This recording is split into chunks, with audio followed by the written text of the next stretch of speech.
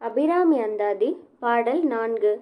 மனிதரும் தேவருமாயா முனிவரும் வந்து சென்னே குனிதரும் சேவடி கோமளமே கொன்றைவார் சடை மேல் பணிதரும் திங்களும் பாம்பும் பகீரதியும் படைத்த புனிதரும் நீயும் என் புந்தி என்னாலும் பொருந்துகவே என் புந்தி என்னாலும் பொருந்துகவே என் புந்தி என்னாலும் பொருந்துகவே.